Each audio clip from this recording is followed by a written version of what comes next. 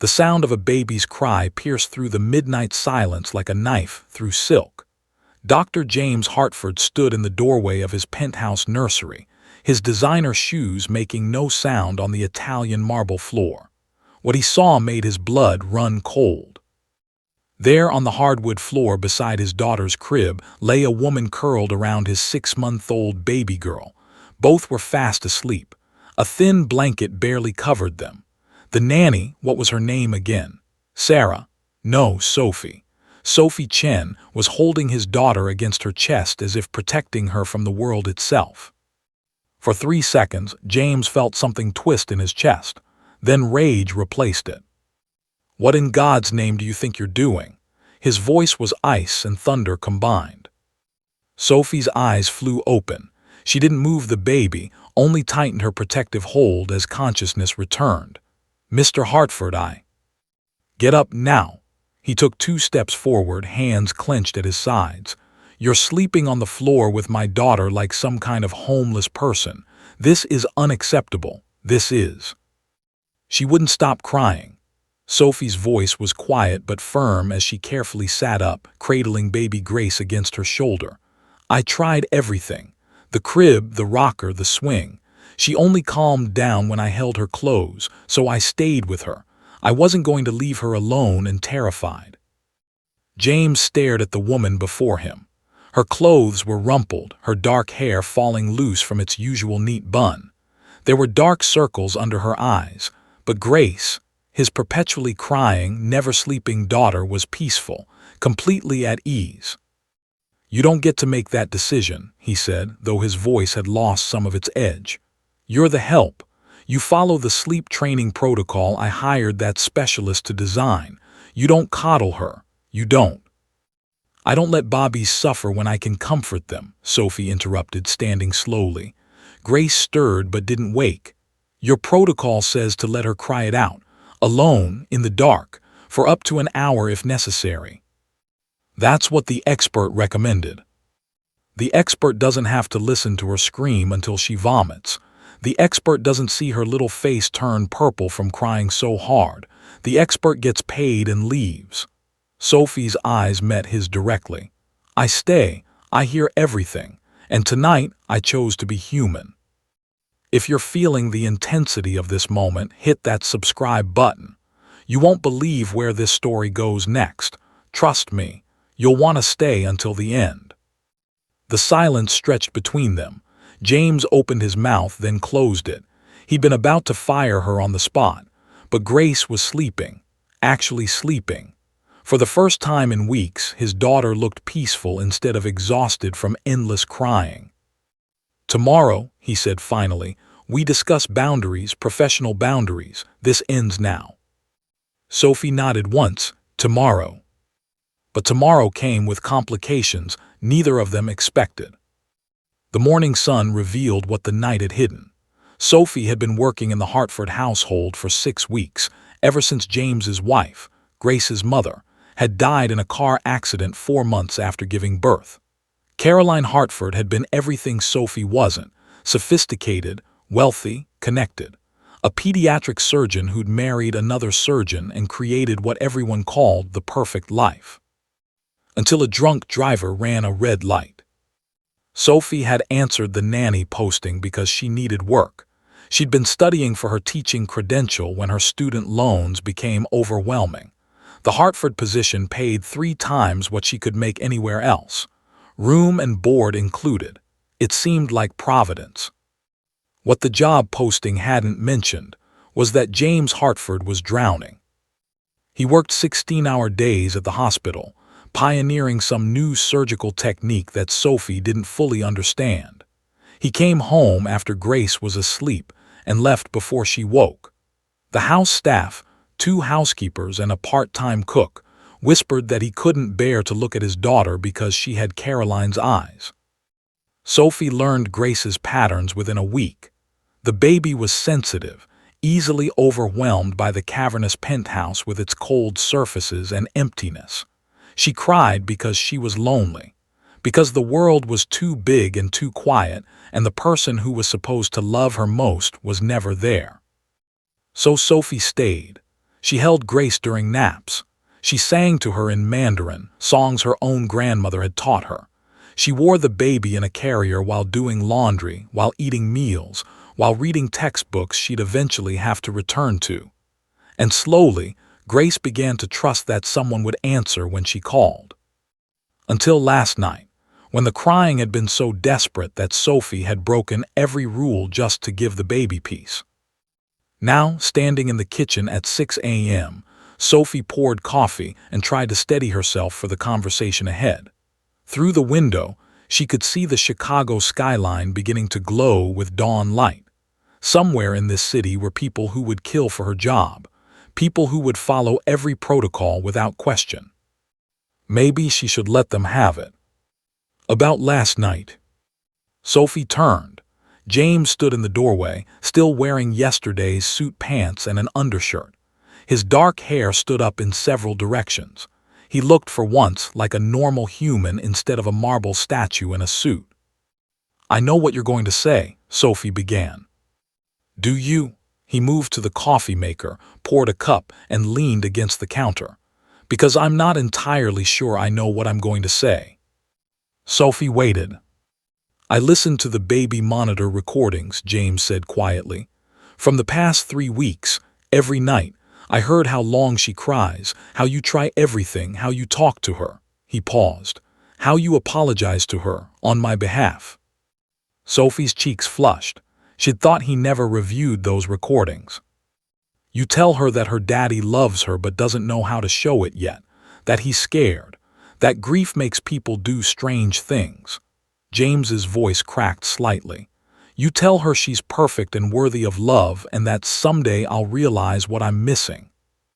"Mr. Hartford, my daughter stops crying when you hold her because you're the only person in this house who treats her like she matters more than a protocol." He set down his coffee cup. "I'm not firing you. I'm asking, no, begging you to stay, and to teach me how to do what you do." Sophie stared at him. This wasn't at all what she'd expected. "I don't know how to be her father," James continued, and now there were tears in his eyes. "Caroline was supposed to be here. We'd planned everything. She was going to take a year off. I was going to reduce my hours. We'd figure it out together. And then," his voice broke completely.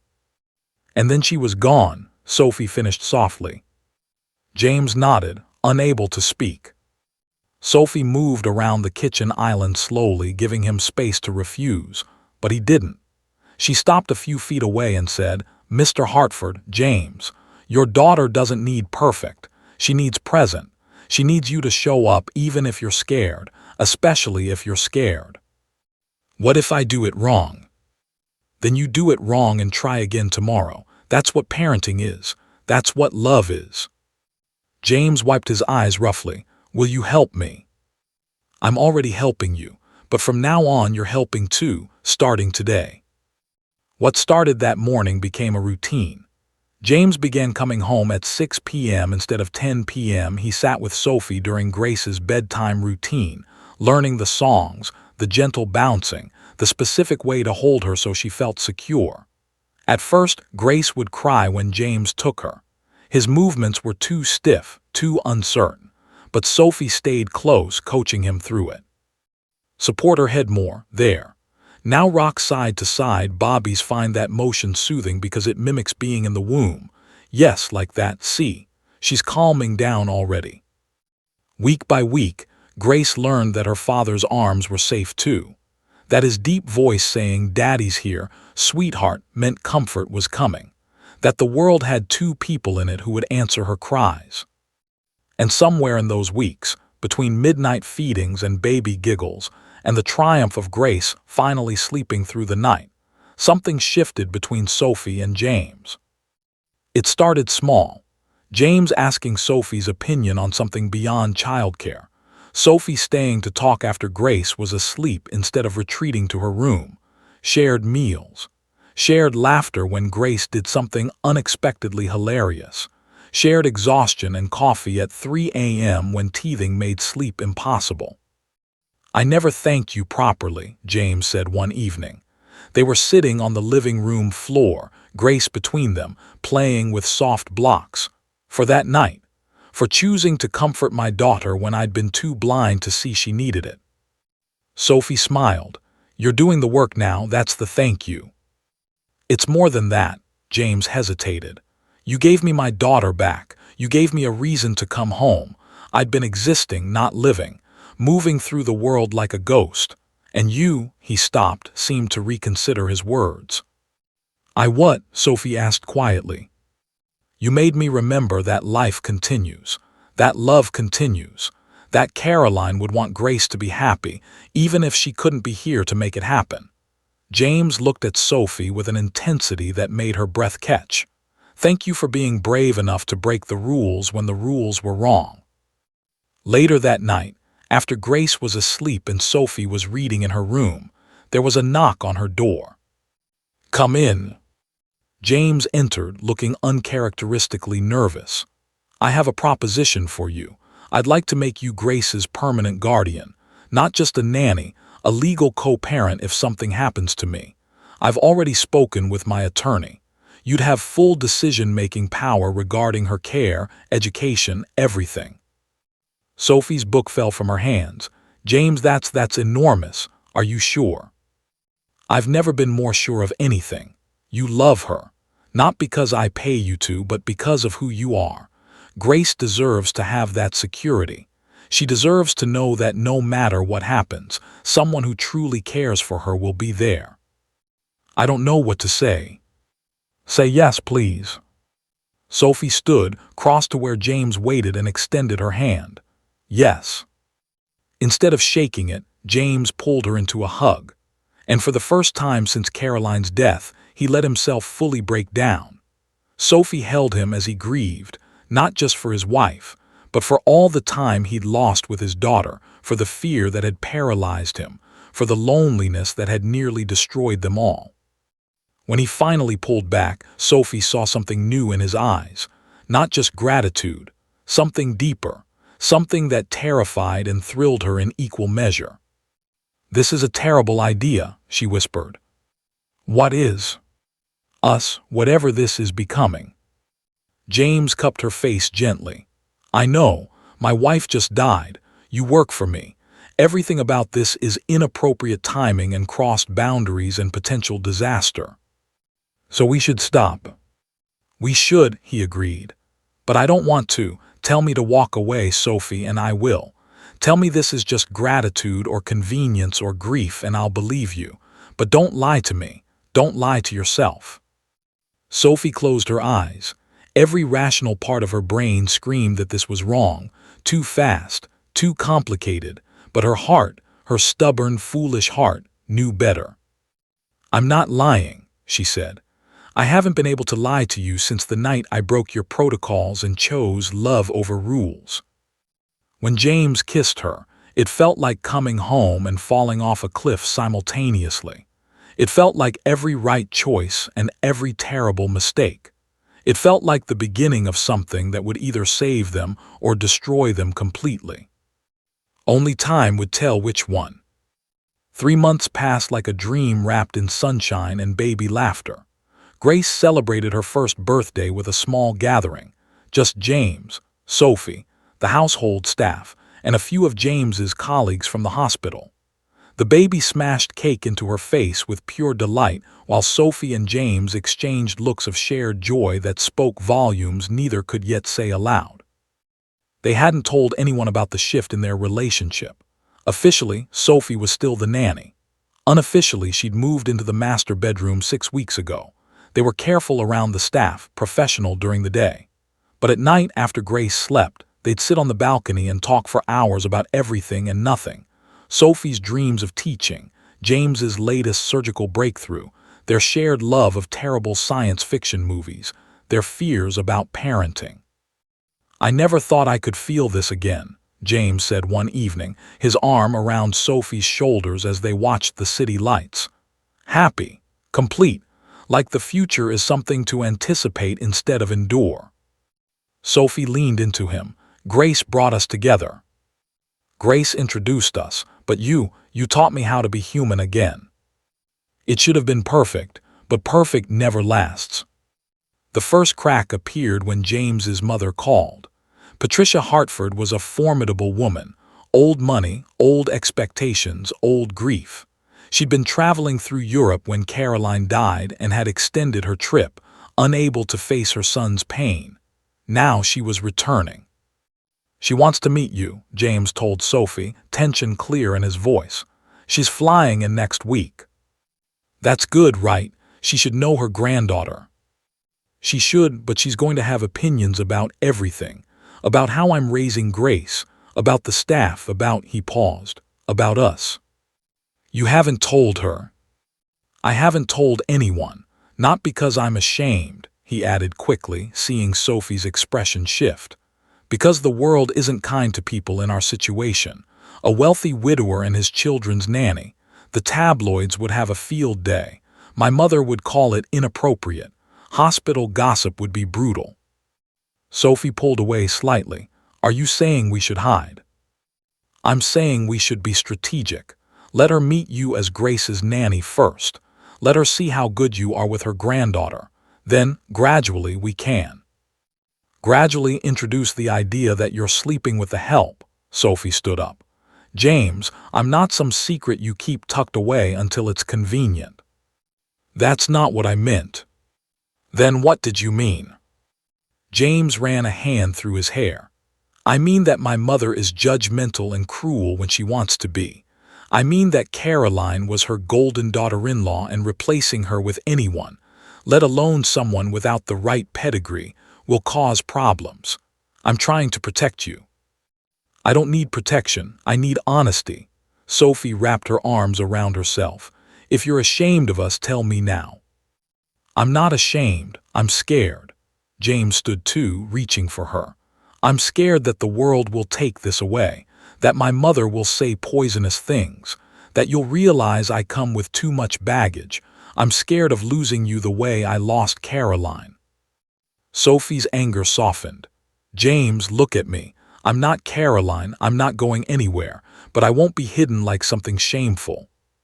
"You're right, I'm sorry. We'll tell her together. Whatever happens, we face it together."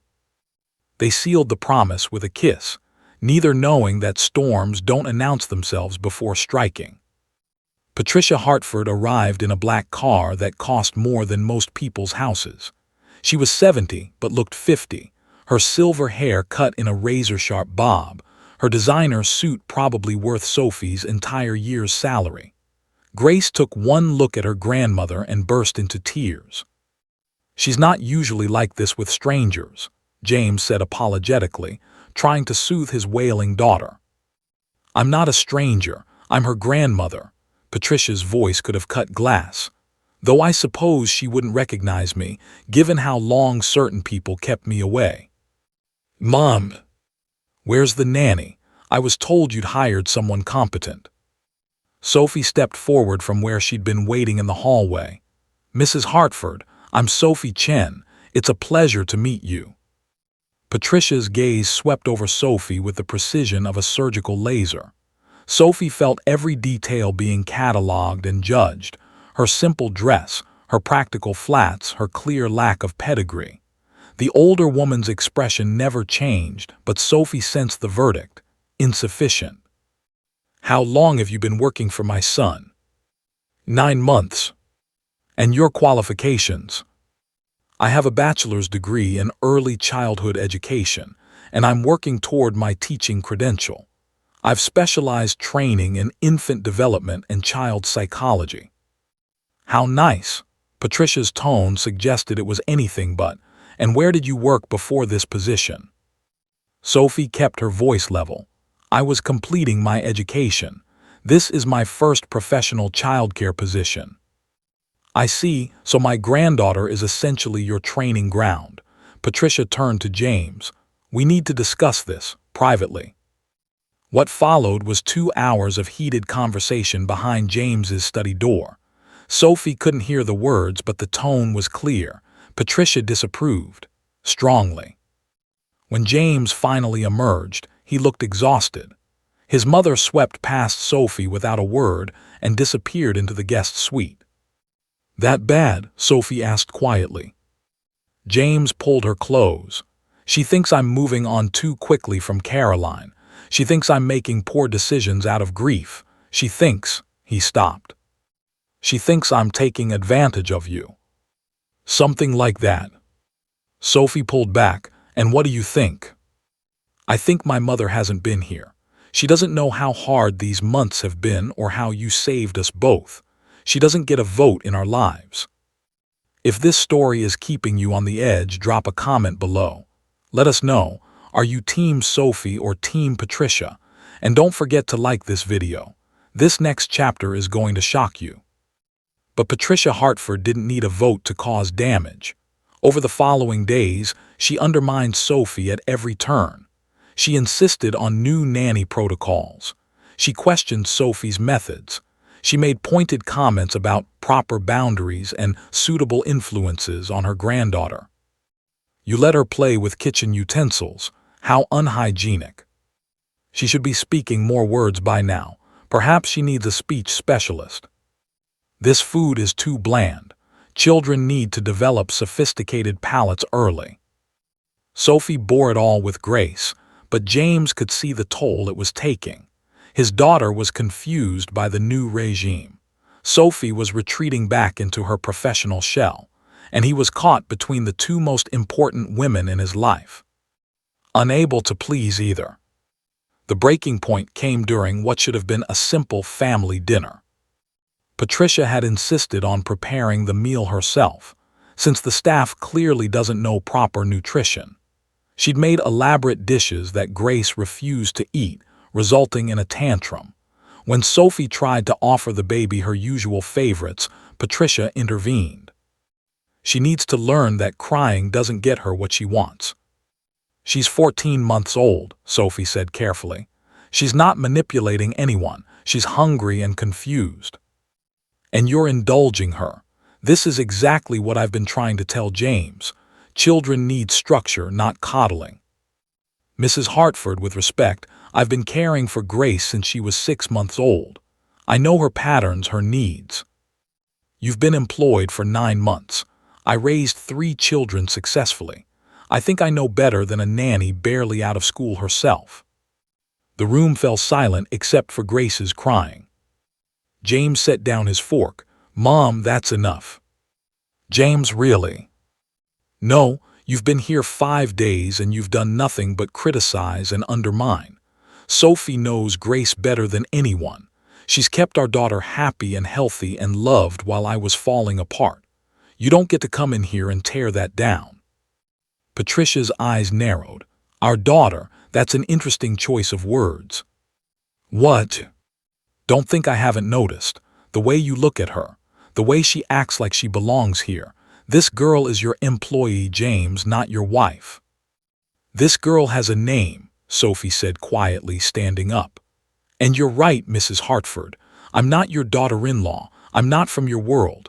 But I love your granddaughter and I love your son, and pretending otherwise isn't protecting anyone." Patricia's face went white, then red. "How dare you? My son's wife, my daughter-in-law, has been dead less than a year, and you think you can just insert yourself into her place." "No one is replacing Caroline," James said firmly. "But Sophie is part of this family now. If you can't accept that, you're welcome to leave. You're choosing the nanny over your own mother." "I'm choosing the woman who chose us when we needed her most." James moved to stand beside Sophie, taking her hand. "I love her, Mom, and if you knew either of us at all, you'd see why." Patricia stood slowly, her expression cold as winter. "You're making a terrible mistake. When this falls apart, and it will, don't come crying to me." She left that night. James tried calling her the next day, but she refused to answer. A week later, her attorney sent papers formally requesting partial custody of Grace, citing questionable judgment and unstable household environment. The legal battle was beginning. The lawsuit hit James like a freight train made of his own guilt and grief. His mother wasn't just requesting custody. She was building a case that painted him as an unfit father drowning in poor decisions. Sophie was characterized as a predatory gold digger who'd manipulated a grieving widow. Grace's peaceful, happy life was reframed as insufficient structure and inappropriate attachment to non-parental figures. "This is my fault," Sophie said for the 100th time. They were sitting in the attorney's office, reviewing deposition documents. "If I just stayed professional, kept my distance, then Grace would still be crying herself to sleep every night and I'd be a shell of a human being." James squeezed her hand. "My mother is wrong. We'll prove it." The attorney, a sharp woman named Rebecca Kim, looked up from her notes. "Proving you're a good father isn't enough. We need to show that Sophie's presence in Grace's life is beneficial, not harmful. That means witnesses who can testify to the positive changes in the household. It means documentation of Grace's development and happiness. And it means," she paused, "it means we need to address the elephant in the room." "Which is?" Sophie asked. "You two started a romantic relationship while Sophie was employed as Grace's nanny. That's going to look bad no matter how we frame it. Patricia's lawyers will argue Sophie used her position to manipulate James while he was vulnerable. We need to get ahead of that narrative." James's jaw tightened. "By doing what?" "By being completely honest about the timeline, about how the relationship developed, about why it's genuine and not exploitative." Rebecca looked at Sophie. "That means you'll be under intense scrutiny. They'll dig into your background, your finances, your dating history. Everything will be examined for evidence that you targeted James." Sophie felt her stomach drop. "There's nothing to find because that's not what happened." "I believe you, but we need to prove it." What followed were the hardest months of Sophie's life. Depositions where hostile attorneys tried to twist her every word. Private investigators photographing her grocery runs and coffee shops. Character witnesses brought forward who barely knew her but had opinions about her intentions. Through it all, Grace remained blissfully unaware, playing with her blocks and learning new words while the adults fought legal battles over her future. The worst moment came when Patricia's legal team subpoenaed Sophie's student loan records and bank statements, trying to prove she'd pursued James for financial gain. What they found instead was a paper trail of someone who'd been struggling, but never asked James for anything beyond her agreed salary, which she'd been depositing into a savings account to finish paying for her teaching credential. "She hasn't spent any of it on herself," Rebecca reported, sounding surprised. "Every payment has gone to either student loans or education expenses. She's been living off grocery allowances and wearing the same 4 outfits for 9 months." James looked at Sophie with something like wonder. "Why didn't you tell me you were struggling?" "Because that's not why I was there. I wasn't there for the money, James. I was there for Grace, and then," her voice caught, "then I was there for you too." The turning point came when the judge ordered a home study. A court-appointed child welfare expert spent 3 days living in the Hartford house, observing everything. She watched Sophie's morning routine with Grace. She saw James's bedtime ritual. She interviewed the household staff. She reviewed medical records, developmental assessments, and hundreds of hours of baby monitor recordings. Her report was submitted 2 weeks before the custody hearing. The courtroom was smaller than Sophie expected, less dramatic, just wood paneling and fluorescent lights and the weight of a child's future hanging in the balance. Patricia sat on one side with her team of expensive attorneys. James and Sophie sat on the other with Rebecca. Grace was with a trusted babysitter, thankfully spared from witnessing this. Patricia's attorney spoke first, painting a picture of reckless behavior and inappropriate relationships. He showed photos of Sophie and James together, holding hands, laughing, clearly more than employer and employee. He cited studies about attachment disorders and children forming unhealthy bonds with temporary caregivers. He argued that Sophie's continued presence in the home created instability. It was brutal, professional, damning. Then Rebecca stood for the defense. "Your Honor, I'd like to submit the home study report into evidence." She passed copies to the judge and opposing counsel. "I'd also like to call Dr. Helen Martinez, the court-appointed child development specialist who conducted the study. Dr. Martinez was a woman in her 50s with kind eyes and no-nonsense demeanor. She took the stand and was sworn in. "Dr. Martinez," Rebecca began, "what did you observe during your 3 days in the Hartford household?" "I observed a 14-month-old child who is securely attached to 2 primary caregivers, both of whom demonstrate appropriate parenting behaviors.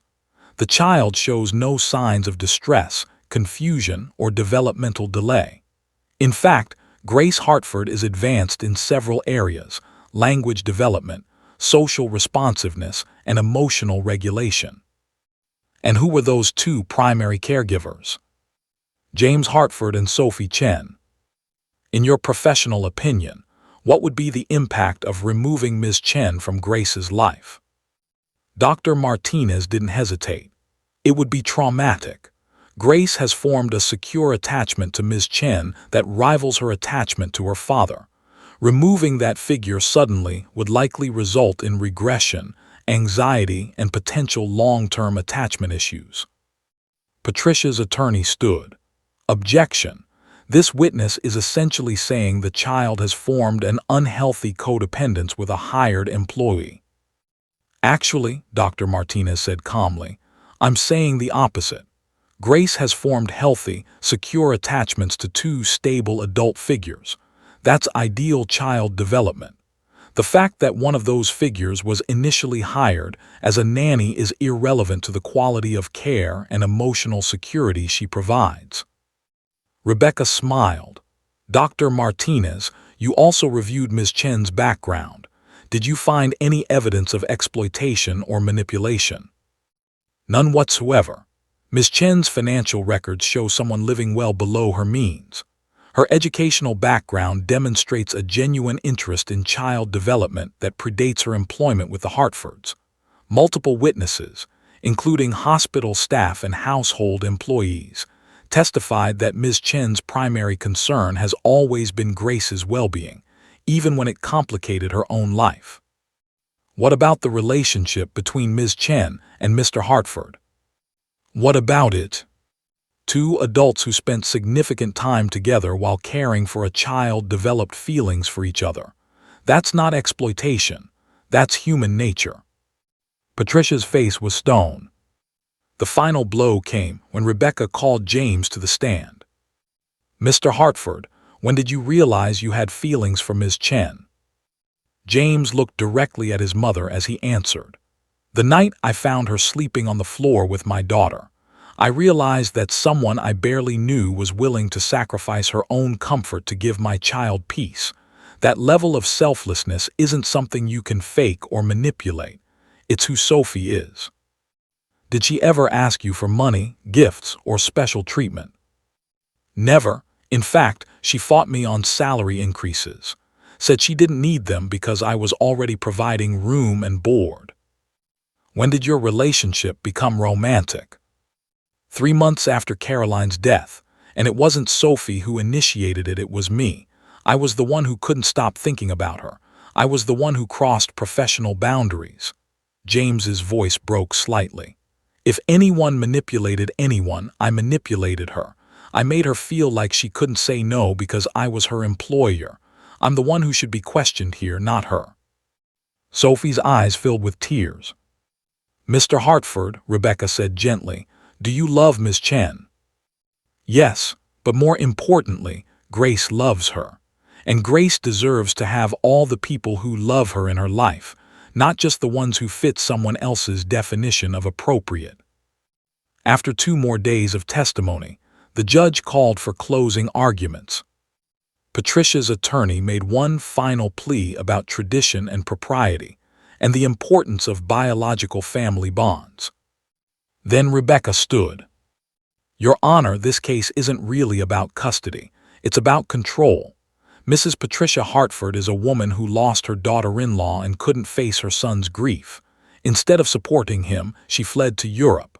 While she was traveling, Sophie Chen was holding a baby through the night.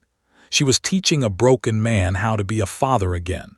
She was building a family from the ruins of tragedy." Rebecca's voice strengthened. Mrs. Hartford wants us to believe that love has to look a certain way, that families must follow traditional structures, that a nanny can't become a mother figure without something sinister being at play. But Grace Hartford doesn't care about social conventions. She cares that when she cries, someone comes. When she laughs, someone laughs with her. When she needs love, it's there, from her father and from Sophie Chen. Removing Sophie from Grace's life wouldn't protect the child. It would punish her. And for what? For the crime of two adults finding happiness in the midst of grief, for building something beautiful from something broken. The courtroom was silent. Your Honor, I'm asking you to see what Dr. Martinez saw, what every witness except Mrs. Hartford saw, a child who is thriving, a father who is healing, a woman who chose love over easy. That's not a custody case. That's a family. The judge took 2 days to deliberate. When the ruling came, the courtroom was packed. Sophie held James's hand so tightly her fingers went numb. Patricia sat rigid, her attorneys whispering reassurances that Sophie suspected were empty. The judge entered, everyone stood. I've reviewed all evidence and testimony carefully, she began. This is a difficult case because it asks us to weigh tradition against well-being, propriety against reality, assumptions against evidence. Sophie's heart hammered. Mrs. Patricia Hartford's concerns come from a place of love for her granddaughter. I don't doubt that. But love without wisdom is not enough. The evidence shows conclusively that Grace Hartford is a happy, healthy, well-adjusted child. Her father has demonstrated growth and commitment. And Miss Sophie Chen has proven herself to be not a threat to this child's well-being but a cornerstone of it. Patricia's face fell. Therefore, I'm ruling in favor of the defendants. Mrs. Hartford's petition for custody is denied. Furthermore, given Ms. Chen's documented role in Grace's care and development, I'm granting Mr. Hartford's counterpetition to formalize Ms. Chen as Grace's legal guardian in the event of his incapacity. Sophie gasped. James pulled her close. However, the judge continued, I'm also ordering family therapy for all parties. Mrs. Hartford, you are Grace's grandmother. That relationship matters, but it will be conducted on terms that prioritize Grace's stability and happiness, not your comfort. Patricia stood abruptly and left without a word. James and Sophie sat in stunned silence as the courtroom emptied around them. We won, Sophie whispered. You won, James corrected. You fought for our daughter and you won. 6 months later, Sophie stood in front of a mirror, adjusting her simple white dress.